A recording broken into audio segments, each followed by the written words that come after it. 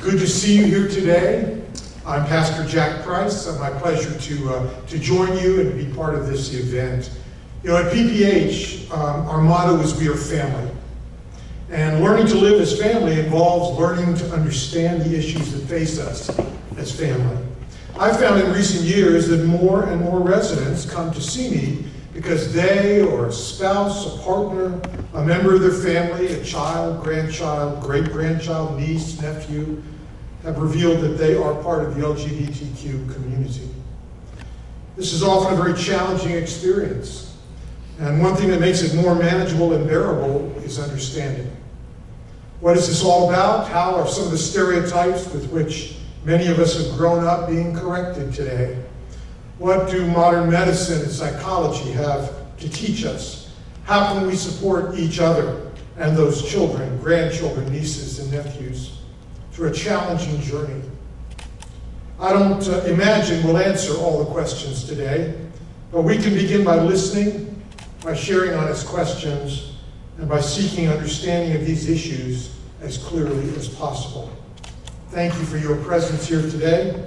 Thanks to those who have made this program possible. And thanks to our guest, Al Vernacchio, who has come to help us understand. And thank you all for being family. God bless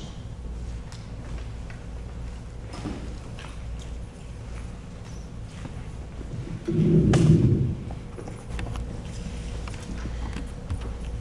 Al Vernacchio is a human sexuality educator and consultant of over 25 years.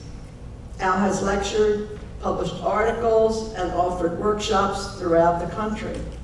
His work has been featured in the November 20th, 2011 cover story in the New York Times called Teaching Good Sex. Al has given 4 TED Talks and has appeared on national programs such as NPR's Morning Edition and 1A. He is the author of a book, For Goodness Sex, Changing the Way We Talk to Young People About Sexuality and Values and Health. And Al is dedicating a copy of his book, donating it to a PPH library. Al earned his BA in theology from St. Joseph's University and his MSED in human sexuality education from the University of Pennsylvania. He is a member of the Society for the Scientific Study of Sexuality, the American Association of Sexuality Educators, Counselors, and Therapists, and Advanced Sexuality Educators and Trainers. Al teaches at Friends Central School in Wynwood, Pennsylvania, a Quaker school. He is Sexuality Education Coordinator for students from nursery school through 12th grade.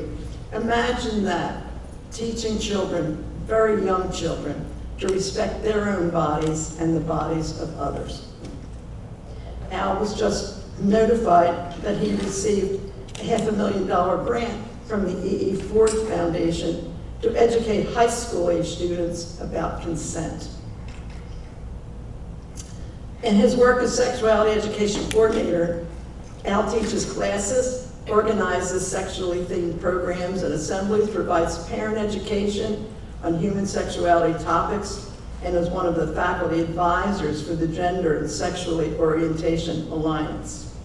A native Philadelphian, Al and his husband Michael live in Germantown section of the city. I have known Al for about 20 years, and his approach to this sensitive subject is so very natural. I feel comfortable in the format we will use today.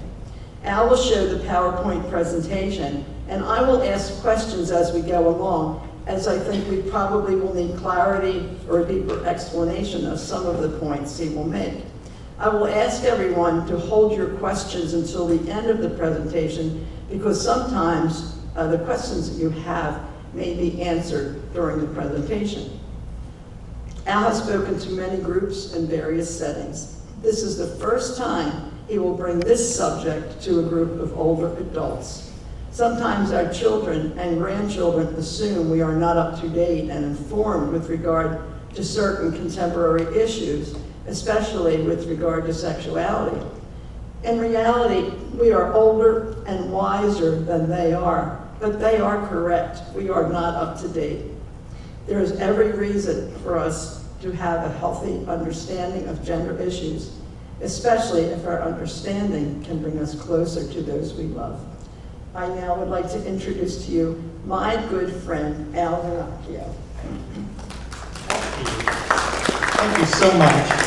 I'm so happy to be here today. So when we're talking about this kind of alphabet soup, this kind of LGBTQIA+, we're talking about 3 different aspects of a human being. We're talking about the body, we're talking about the mind, and I'm saying mind deliberately. I'm not saying brain, because brain makes us think biology. Our mind is more esoteric, it's bigger than our brain, and then we're talking about our heart, metaphorically. So to understand all of these different identities, it's useful to know whether we're talking about somebody's body, somebody's mind, or somebody's heart. And further, when we're talking about somebody's body, the language that we use is we're talking about somebody's sex. And here I'm using sex as a noun, not as a verb. This is my English teacher hat that I'm putting on. I also teach English in my spare time. So sex can be something we are, or it can be something we do. Here I'm talking about something we are. And when I say sex, I'm talking about our biology, the physical body that we inhabit, the different parts that body has, the way that body makes chemicals called hormones, and the way our bodies respond to those hormones, all that good biological stuff. When I'm talking about the mind, I'm talking about gender. And I'm going to define gender for you as that little voice inside your head that tells you who you are in terms of, do you feel like a man? Do you feel like a woman? Do you feel like some combination of those? Do you feel like those words don't really capture who you are? So it's something that's actually, we're not sure how, what we call our gender identity, that little voice inside our head, we're not exactly sure how it develops, but we know that it develops in all of us, and that by about the age of 2, maybe 2.5 to 3, the voice is pretty consistent in what it's telling us. Now, for a lot of people, the body they inhabit and the little voice inside their head are kind of saying the same thing. But that's not true for everybody. And once we recognize that, that's what makes this really exciting, because that, if we can differentiate between the body and the mind, we can begin to see how these different permutations of humanity come about. And the one thing I'll say, and we know this from really good research, when the body and the mind are not in agreement, the mind always wins. Which is why, for some people, the way to become whole and feel fully themselves is to somehow alter their body. Maybe through surgical means, maybe through hormonal means, but for some people, that's really the path to wholeness. And we'll talk about that a little bit. And then the heart, we're talking about our sexual and romantic orientations. And that's basically talking about who we find ourselves attracted to, who we fall in love with. And again, we're going to talk about those as slightly different things as we go through. So those are the 3 basic ingredients that we're talking about today: the body, the mind, and the heart. And when we look at that alphabet soup of letters, LGBTQIA, some of those letters deal with the body, some of those letters deal with the mind, and some of those letters deal with the heart. And that's how we're going to differentiate them. So this next point I've already made, but I just want to be clear about it. Probably for a lot of us, we grew up thinking that our body was kind of the most important aspect of who we are. You know, it seems pretty simple. We're all born in these human bodies, and one of the very first things that happens when we're born is somebody looks at our body and says, oh, it's a boy, or it's a girl. And for most of us, that feels like the most important defining characteristic. What we're learning is that that's not actually the case for lots of people. And the younger generation today would say quite emphatically that that body that we inhabit is less important than the mind, that sort of inner sense that we have. And if you're going to be able to understand these different ways people are defining themselves, that's a really important thing to understand. That whenever we think, oh, well, yeah, we follow people's bodies, we have to step back and say, that's not true for everybody. And if somebody is defining themselves in a way that seems strange to us, it might be because their belief is that it's not as simple as looking at what my body says. So we'll follow that through as we go. All right. And you know, for some of you, this is going to be new information. For some of you, this might be review. Either way is fine. If I'm staying too close to the surface for you, please, when we have time for questions, ask me those questions so we can go deeper. But I'm trying to sort of keep it to a baseline here so that we can all be equally informed, and then we can go wherever you want during the questions. Okay, so these are the letters we're going to talk about today. These are the letters you most often see: LGBTQIA+. And we're going to talk about each of these individually a little bit, but we're not going to do them in the order that you see them here, because we're going to start with words that deal with our sex, our biology, and then we're going to look at which of those letters deal with gender, and then we're going to look at which of those letters deal with orientation. But we'll define all of them by the time we're done today. So here we go.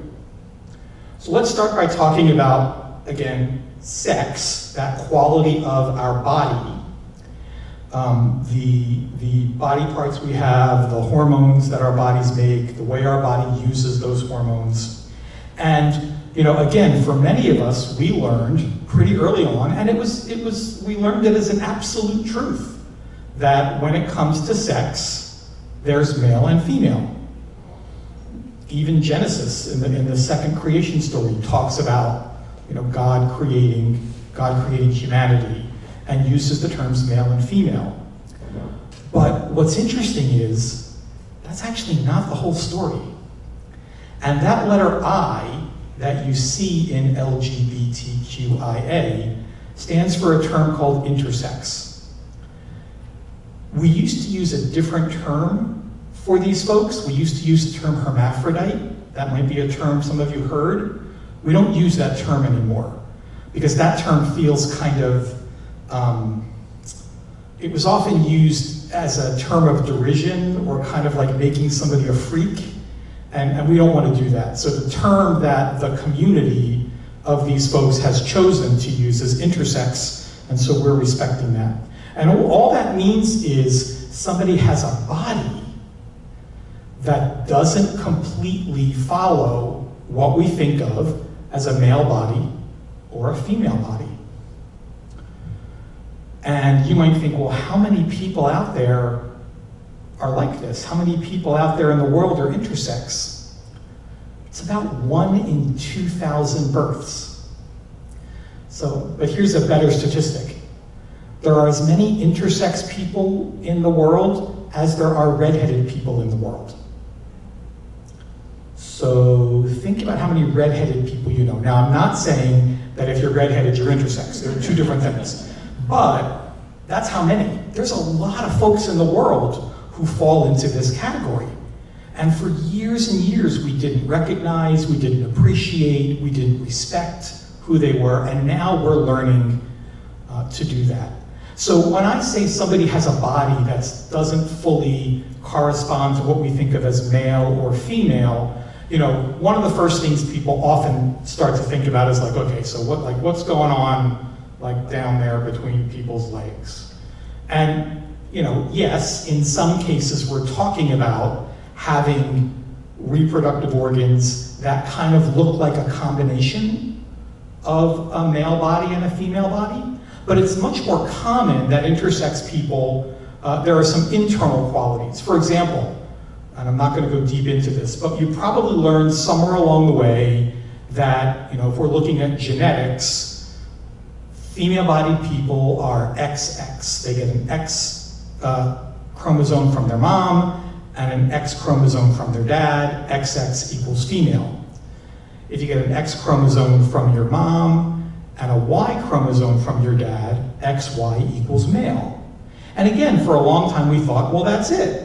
Well, no, there's human beings walking around who are XXY, or XYY, or X with nothing else. And it's not important that you know all these little individual varieties, but it is important that you know that when it comes to our bodies, and the way our bodies function, and the way our bodies work, there's much more variety than we might have first thought. And those are folks who identify as intersex, and they're part of this rainbow that is part of the LGBTQIA+. You went back to, you said a biblical reference. The biblical reference was that if you look in Genesis, when it talks about the creation of humanity, they use the language, God created them male and female. So it uses that binary language, and you know, the Bible writers at the time had no idea of anything biological. So they didn't have any, of course they weren't going to say that in the Bible because they didn't know about it. Where did that come from? Hermaphrodite is a word that comes from a combination of two Greek words, two Greek gods, Hermes, who's a man, and Aphrodite, who's a woman. Yes. And hermaphrodite was a term where we combined those because we think of intersex people as having biological combination of male and female. Okay. All right, let's go on. The next thing we're going to look at is gender, that internal sense of self. And this is big today, I have to tell you. Young people today are really, really focused on what's called gender identity, that little voice inside our head and what it tells us. And they are finding so many ways to express this. I'm just going to talk about two letters here. So you probably heard the term transgender. And all that means a transgender person is somebody whose body and mind are not saying the same thing. And that kind of disagreement may be small or big. Sometimes you'll hear transgender people say, I feel like I'm in the wrong body. And they take steps to modify their body to come fully into who they know themselves to be. Okay? Other people who are transgender don't necessarily do that. Don't modify their body with surgery.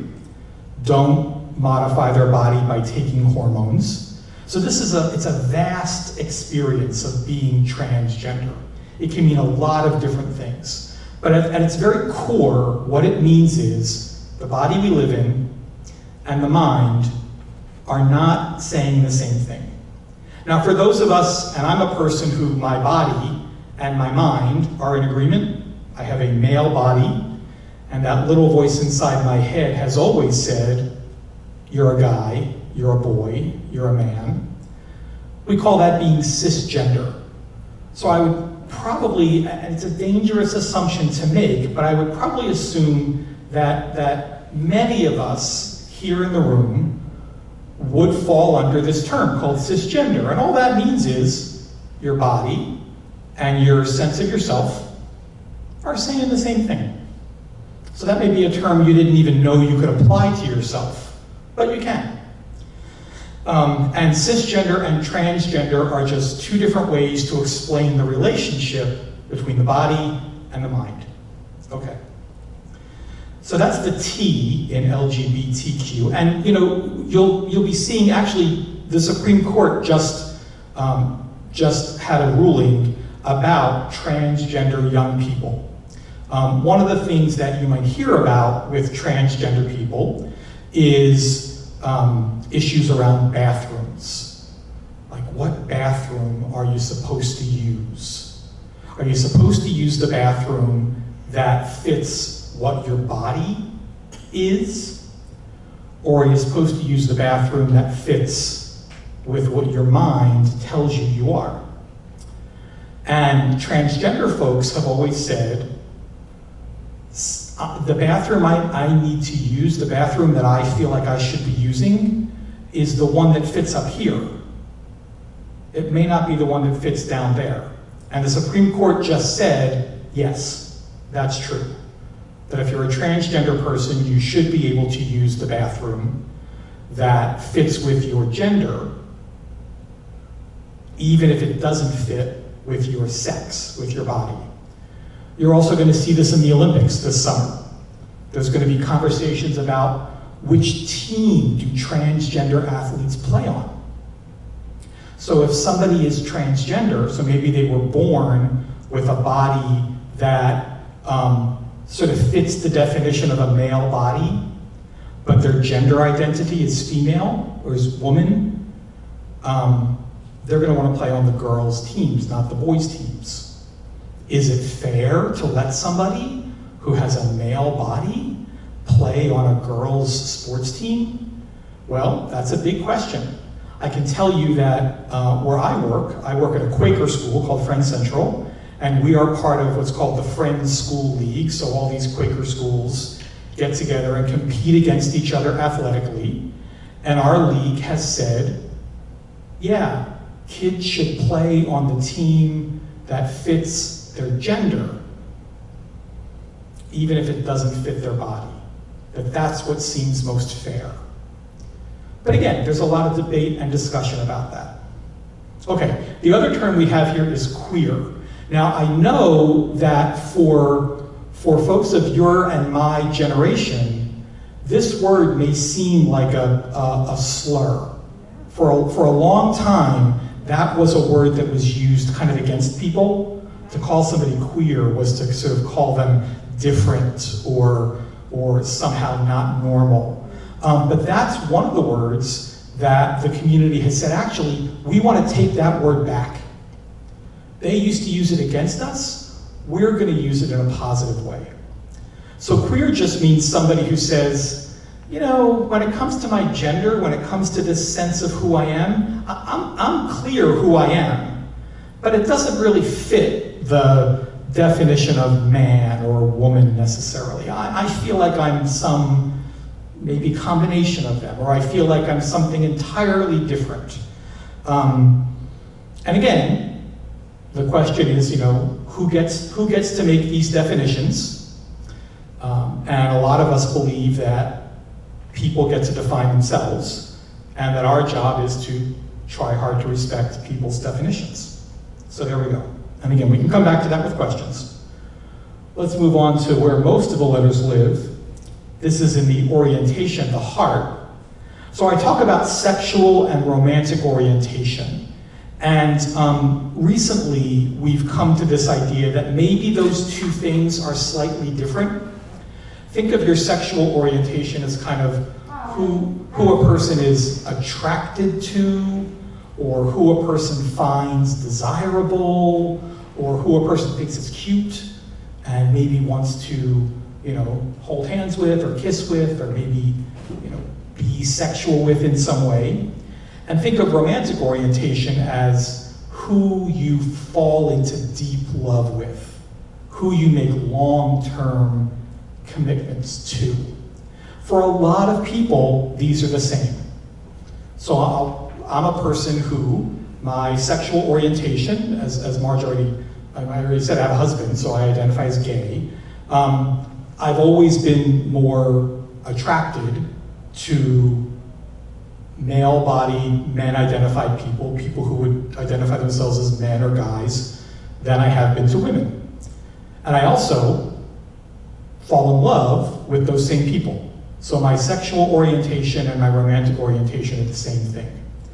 But how about somebody who's sexually attracted to all kinds of people? People with male bodies, people with female bodies, and they really feel desire for lots of people. But they've only ever fallen in love with people who have female bodies and identify as women. That might be a way where sexual and romantic orientation are different. And again, it's just about knowing that the possibility that the range of ways people can be in the world is bigger than maybe we've imagined.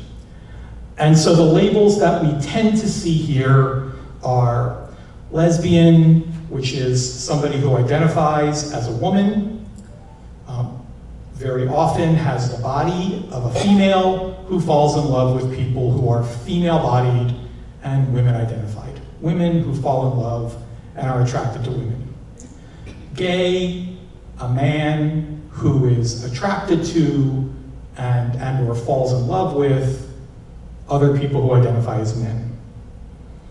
Bisexual, someone who has the capacity to feel desire and attraction towards people who have male bodies and people who have female bodies, and who can fall in love with people who identify as men and people who identify as women.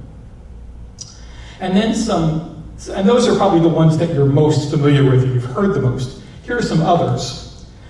Questioning is a term that has come up and that's really, really important for the younger generation. A lot of the kids I work with identify as questioning.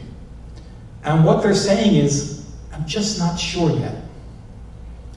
I'm still trying to figure out what my attractions and desires really are. And for a lot of these kids, they say, I've never fallen in love. I don't know who I'm going to fall in love with. And so questioning becomes a term that allows space and allows young people time. You know, I always say to kids, you don't have to label yourself today. And the label that you give yourself today, let's see if it still fits tomorrow or 2 weeks from today. And if it does, that's awesome. And if it doesn't, that's okay. Again, probably we grew up thinking that you kind of either knew who you were or you kind of made a decision and that was it. And that's not so true today. Today we're seeing with younger folks this idea of gender and orientation much more flexible, much more fluid in some ways. And that can be really unnerving. And it, you know, it can be hard to understand. And that's okay. But for me, it's more important that young people have the space to figure, and that all of us, young people, older people, you notice I pointed to myself when I said young people? Boy, that is not true. You know, all of us have the space to be who we most authentically are, and to take whatever time we need to figure that out. Here's that word queer again. So queer is an interesting word because it can be used to identify somebody's gender, that sense of self, or it can be used to identify somebody's desires, who they're attracted to. And queer is a big umbrella term that just means I'm not straight. We think of straight or heterosexual as somebody who is a man who is attracted to a woman, or somebody who is a woman who is attracted to a man. And some kids who use the word queer say, yeah, I'm not that. I don't have a different label yet to put on that, and I may not ever, but I know I'm not that. And so they use the word queer. And then there's this interesting word called asexual. Sometimes people call it ace. And here's what that means. Some people just aren't attracted to anybody. They just don't have sort of any internal sexual desire for other people. And that's fine. What we've come to learn is that's a totally natural thing. It's okay. Nothing wrong with you. You're just not, you don't have that. And asexual is a word that folks have coined for those folks. You may also hear aromantic, which is people who don't really have, people who don't seem to fall in love or make romantic connections to other people. Again, lots of room to be, lots of room to figure out who you are and where you fit. May I ask a Yeah, question? sure. Asexual. Have you ever known anyone who was asexual? And I'm just confused about that. Yeah. Sure, I have. I know many kids who currently identify as asexual or ace. Usually it's younger folks these days who are using that label.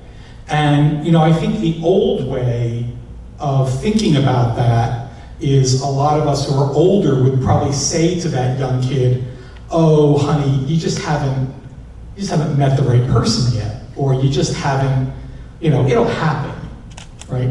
But what we know is that for some people, it doesn't happen.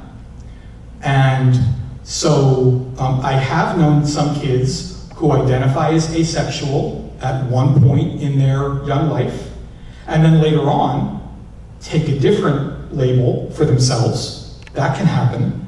But it is true that there can be people who just don't seem to be wired for sexual contact with other people or romantic contact. Now that doesn't mean they don't have relationships. They have friendships. They have non-sexual relationships. They may choose to live with another person and you know, create a household with them, but they're not having any kind of sexual or romantic contact as part of their relationship. So, yeah. All right, here's our last piece. The plus at the end. You may think that plus is not important, but boy, is that plus important.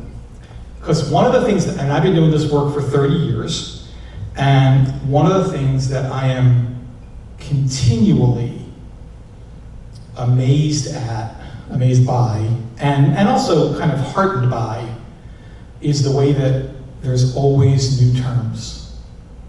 There's always some term that a kid is saying that I have to say, I don't know what that is. Can you explain that for me? It's humbling. It's also really important that I know that even as a professional, I don't have all the answers. I don't know everything. I still have a lot of learning to do. And so we have that plus on the end because we've seen new identity labels come into the sort of common language and become adopted by lots and lots of people, and we have to be able to make room. So we say LGBTQIA+, because we know that there are more letters than just that. But if we put every letter that possibly existed or could possibly exist, it would be, you know, A, B, C, D, E, F, G, H, I, J, K, L, M, N, O. It would be the whole alphabet. All right, so let me do this. This is kind of my sure, go ahead, Marge. The day, can you Here we go. guess the day after we scheduled this, Mhm. the very next day I saw on the internet that Debbie Lovato has come out as pansexual. Yes. And I thought, first of all, who's Debbie Lovato? And then what is pansexual? Okay, so there you go. Like, there's another letter that I didn't put in here because it's not one of the most commonly used letters, but, so pansexual identifies heart, sexual orientation, romantic orientation, that's what we're talking about. And have you ever met somebody who says, I fall in love with people, not with their bodies? A pansexual person is somebody who says, they can have any body. Doesn't matter. They can have any gender identity, doesn't matter. I can fall in love with, or I can be attracted to all kinds of people. People who fit. Isn't that bisexual? Well, there we go. Great question. Now, I'm gonna give you an answer here, and I'm gonna tell you that this is a topic that is of hot debate right now. And we don't have the final answer yet. I would say that a bisexual person is attracted to people who identify themselves as men or as women. Pansexual people can fall in love with people who identify as men, people who identify as women, people who identify as queer, people who identify as, another word you might hear is non-binary, which is a way of your gender, that word in your head saying, I don't like this, you're either a man or a woman. That doesn't work for me. So again, so many more terms out there. So this is what I think, this is my last content slide, and then we're gonna get to some questions. These are the 5 things that I think are really important to take away from our time today. You don't have to know every label. You don't have to know every LGBTQIA+. If you don't remember some of those, that's okay. But it's really important to remember and to think about, are we talking about somebody's body, their sex, somebody's gender, their internal sense of self, or somebody's orientation, their desires? Because depending upon which aspect we're talking about, determines what labels people use for themselves. And when we hear a label, and if we're not sure of what that label means, a good question we might ask is, besides just tell me what that means, we might even clarify and say, oh, so you're really talking about your sex or your body, or oh, that's how you're identifying your gender. And knowing that sex, gender, and orientation, yes, they're related, but they don't necessarily always line up in the same way. So somebody's sex does not determine their gender, and somebody's sex and gender does not necessarily determine their orientation. Like, we can't assume that about people. If we know somebody's sex, we know something about their body. But we shouldn't assume we also know something about their gender or about their orientation. So that's the first point. Second point, and this is really important, it's not my job to put labels on other people. It's not our job to put labels on other people. It's every individual, it's important that they have the right to label themselves. And so my job is not to say, oh, this is who you are. My job is to say, tell me who you are. So the only valid label is the one a person gives to themselves. Here's a way we might think about that. When it comes to sexual orientation, and let's just think about kind of being straight or being gay or lesbian or bisexual, just for the sake of this little example. We may have lots of thoughts about somebody else based upon the way they dress or the way they talk or something like that. And we may say, oh yeah, I'm pretty sure they're gay. But if they tell me that they're straight, then that's the truth that I have to acknowledge and respect. I can think something else, but what's valid is what people tell me about themselves. Number 3, we talked about this with the plus. There's new labels happening all the time, and knowing that we don't always know everything is really important. Number 4, it's okay to ask questions. But what I would say is, the question that you ask might depend on some of the context. For example, if you're talking to most young people who feel pretty well versed in this stuff, It's okay to ask a young person, how are you identifying yourself today? Or what are the labels that you use for yourself today? Most young people are okay answering that question. Unless maybe they're kind of struggling to figure that out, then maybe they're not quite ready. But it's okay to ask that question. But if we're talking to an older crowd, that might be a question that feels a little invasive or a little too much. So, we might start with a different question, a different way to sort of ask those things. So use the context to figure out, but it's okay to be curious. It's okay to ask questions of people. It's okay to want to know more. And that last piece is important, as long as we're really doing it in a non-judgmental way. Like, I would say this, it's okay to only ask a question if you're going to be okay with whatever answer comes. If you're asking a question and you're expecting one answer, and if that's not the answer you get, you're going to be upset, or you're going to think of that person less, don't ask the question. Only ask a question where you're really open to whatever the answer is.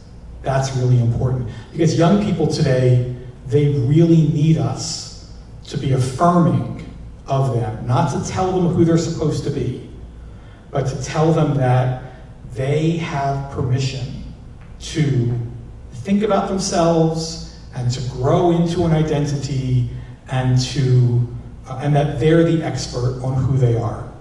And lastly, I've met a lot of people, sometimes I talk to teachers, other teachers, and they say, I just don't get this. I don't get these kids identifying as non-binary or identifying as bisexual or all that.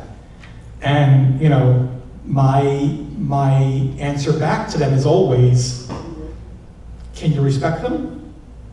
Can you love them? Great. You don't have to understand them. Respect and love are more important than understanding. And so that's really important for us. Okay, so I've gone through a lot of information today, and I'm going to put a different slide up here. And I'm going to give a copy of these slides to Marge, and if anybody wants like a paper copy of this, absolutely, you're welcome to have that. You can just ask Marge for those. If you're somebody who, if you wanted to get in touch with me to talk more about this or to ask more questions, these are all different ways you can contact me. Marge has all this information. You can just talk to Marge. She can get you to me. But one of the things I always say when I do presentations is I really want to be a continuing resource to any group that I talk to. So this hopefully is the start of a conversation, but I'm always happy to come back or to chat with folks, privately, to continue the conversation if we need to. So I want to thank you for your time and your attention, and thank you for letting me come here today and talk about something that I'm really passionate about. And hopefully, you leave here thinking, well, I may not understand everything he said, but I get that this is more complicated than when we were growing up, and that, boy, there's a lot of options for kids today, and that really what I need to do is to try to give kids room to become who they most are, who they fundamentally are. Okay? I'm going to stop there and turn it over to Marge and see if there's questions. Thank you. Do you want to take this and ask if anyone has questions? You answered mine, actually. So we have two microphones here, and if any of you have a question, I'm happy to bring over a microphone to you so you can ask it. If you don't, that's okay. But and I'll do the best I can to answer anything. I will also, after we sort of officially break, I'll hang around here a little bit. So if you want to chat with me, more privately, happy to do that too. But are there any questions in the group that, yes, let me turn this on. I'm sorry, but I'm kind of taken with the cis term. I don't feel like I, created that label. I don't know who's calling us that, but I don't know what it means, and what's the cis part? Great, thanks. So, so let me just again say that cisgender is somebody whose body and mind are saying the same thing. Where that word comes from is actually from chemistry. So cis, the C-I-S, that prefix, means in line with in chemistry. And trans, so cisgender, transgender, trans from chemistry means across. So basically, cisgender just means our body and our mind are aligned, are in alignment. They're saying the same thing. And transgender is that our body and our mind are spanning, there's a difference there, a span there, a difference. So that's where it comes from. And nobody has to use a term that doesn't feel honest or authentic for them. So just because I say cisgender is a term that identifies a lot of people, if you think, I don't really like that, I don't want to use that, that's fine. You don't have to. That's the beauty of this. But it's important to know if somebody else is saying that, what it means. Okay. Back here.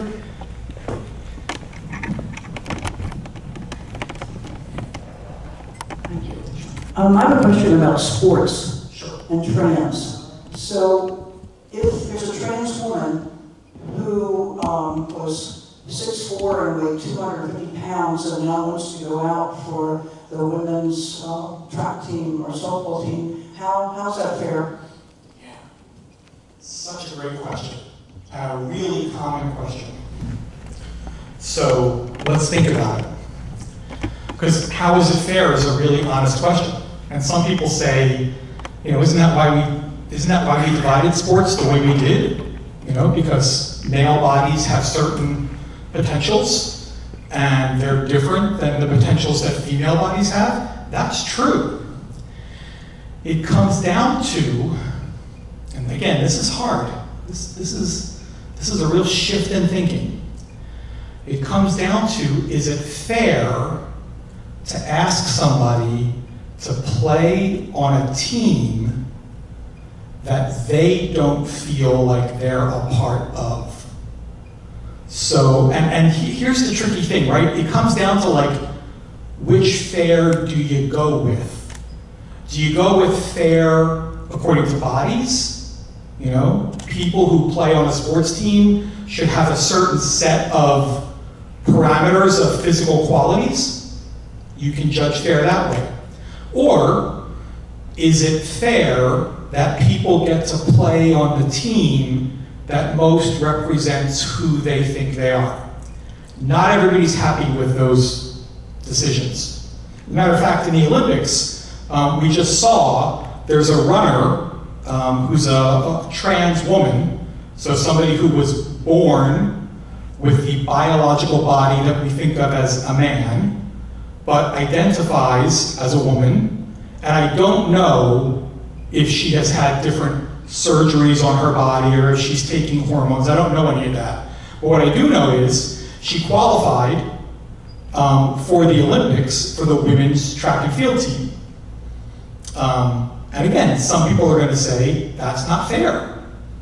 She's got a body that's more powerful. She's got legs that are, more powerful than my legs. And other people will say, yeah, right, but we have to allow for that because the way I want to define fair, or the way that I think is really fair, is that people get to be on the team that fits with their identity. Now you might also say, look, if you're transgender, you don't get to play sports. Maybe you don't be on any team. I don't know.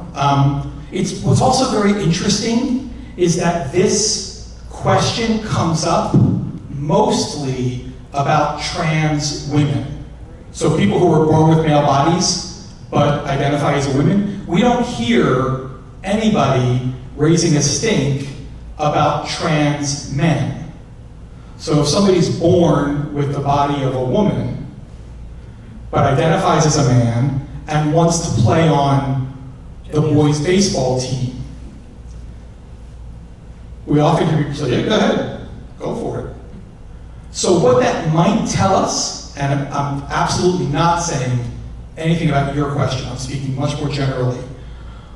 What that also makes us do is take a look just at the way we think about gender and about men and women and the way we judge, do we really think of women as kind of the weaker of the two or things like that. So it opens up a lot of questions for us. And I can tell you that there are different arguments for what's fair. And that conversation is still going on. Thanks for the question, it's a good question. I'm sorry, I came in late, but I had something else to do. Quite all right. I wanted to know, I have an I'm sorry, can I give you the mic so that folks who are on the TV can hear? Thanks. Sure. I have a nephew who came out over Facebook, and of course, my sister said, why did you do it on Facebook? He said, I don't have to tell everybody. I've told them all. Mm-hmm. But anyway, his stepsister is also gay. Can't hear. His stepsister is also gay. Mm-hmm. And she's in her 50s, but could that be a blood thing? Great question. Thank you for that. So, when we're talking about these things like sexual orientation or gender, is there any kind of, is there a biological component? Well, let me tell you a little something about my family. Okay, so I was born in South Philadelphia to two lovely Italian-American parents. I am the older of myself and my brother. Now, I'm gay, my brother is straight. But here's what I know. My dad was one of 7 kids, and I know that one of my dad's sisters was a lesbian. And I know that I have a whole bunch of cousins, and in that, if you look at the first cousins, the kids of my dad's siblings, there's 1, 2, 3, there's 3 of us who identify as gay or lesbian, or bisexual, LGBTQ, and there's a whole bunch that identify as straight. And when you look at the next generation, their kids, there's already 2 kids in that generation who are identifying. So does the Vernacchio gene pool have a little rainbow in it? Maybe. But my brother is straight and is married and has 2 daughters, and and my parents clearly were straight. They fell in love with each other. So we don't really know the answer. And here's the thing. We think there's not just one answer, right? So maybe there might be something biological that we've yet to, because we know some odd things. We know that if you're left-handed, you're more likely to be LGBTQ than if you're right-handed. We don't know why. We know that, but not every left-handed person is LGBTQ. We know that if you're a man, the more older brothers you have, the more likely you are to be gay. So a man who has 1 older brother doesn't really have any greater chance, but a man that has 3 or 4 or 5 older brothers has a much higher chance of identifying as gay. We don't know why. So there's a lot of things that we're kind of like, oh, that's interesting, that's interesting, that's interesting. We don't have the answers for yet. And what I think is really important is to ask, why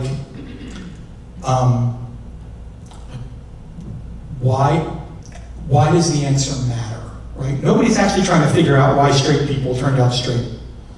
Nobody's doing a lot of research to figure that out.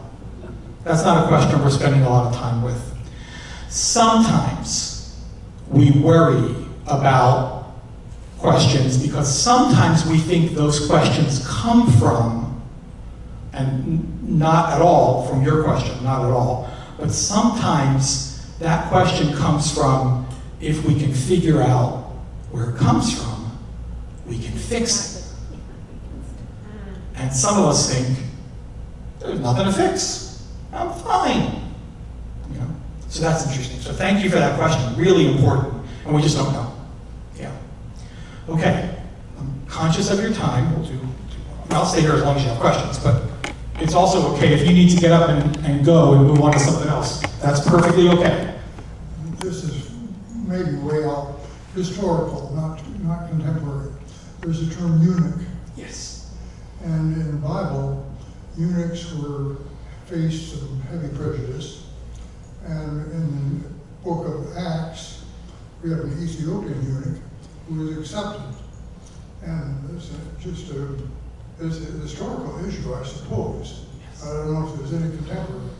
That's great. Thank you for that. So, you know, you may have heard that I do have my undergraduate degree in theology. So I've done a lot of studying of scripture, a lot of studying of religion. We actually do have that language in scriptures. So a eunuch is mostly defined as a biological man who has been castrated, who has had his testes removed, often not by choice.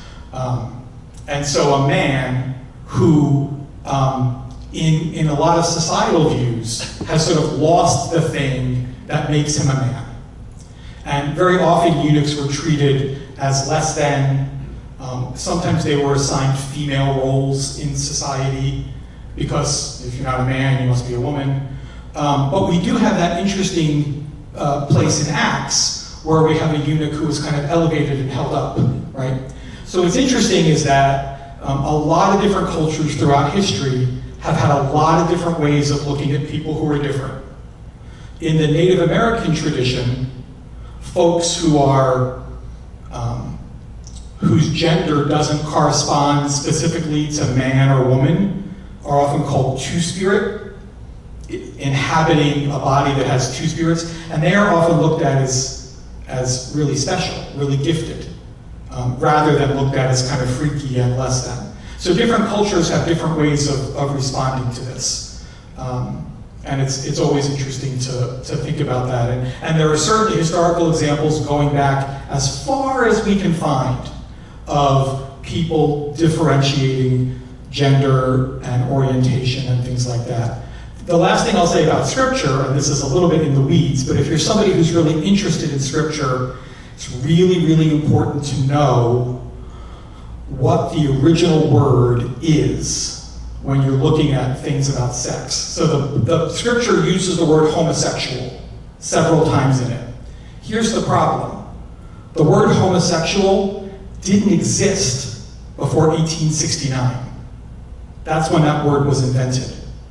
So if you're looking at a text that's using the word homosexual and it was written before 1869, there's one thing you can be sure of. That's not the word. That's not the original word. So what was the word that got translated that way? And what did it originally mean? And is that translation a good one? Sometimes it may be, sometimes not. A little esoteric. All right, how do we do this? I want to really, we've been here a long time, and you've got stuff to do, and I'm on summer vacation. So I'm going to go and enjoy my afternoon. So I want to say thank you again so much for your questions, for being here. It's so great. And I'll stay around afterwards for anybody who wants to chat a little more. But if not, please go back and enjoy the rest of your day. And thank you for this opportunity.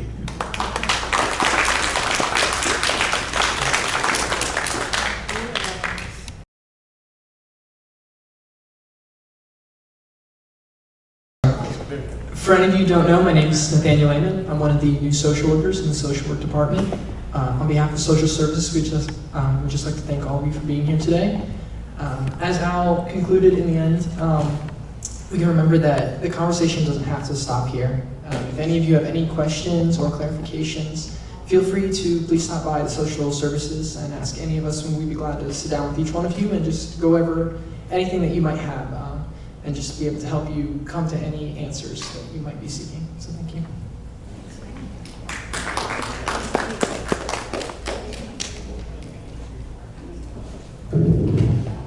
Where did Al go? coming back there, okay.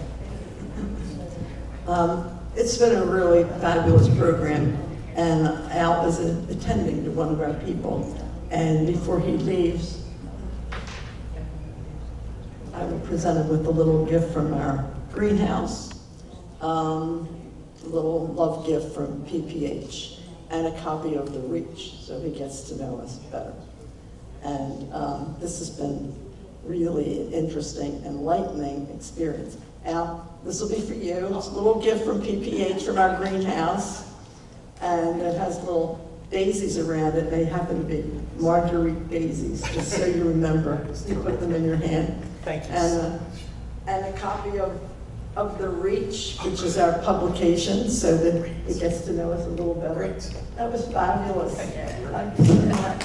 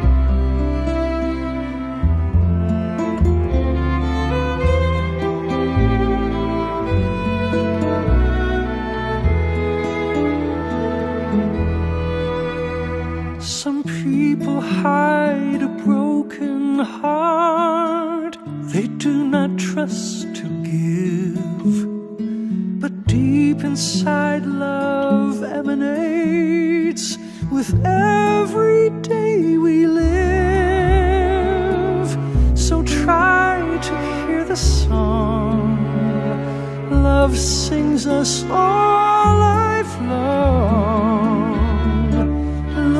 for the love, look for the love,